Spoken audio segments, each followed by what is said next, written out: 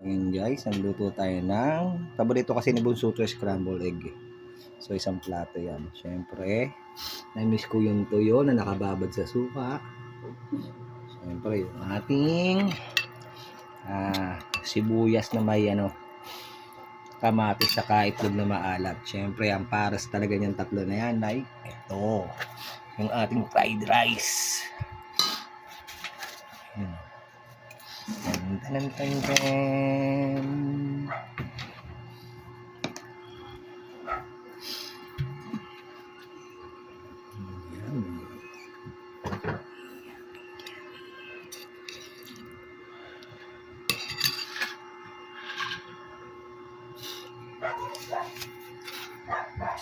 Rice namin ay luto ko. Sarap-sarap na.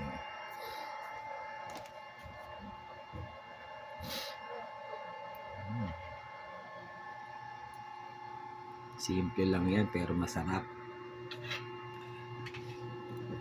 Bye guys.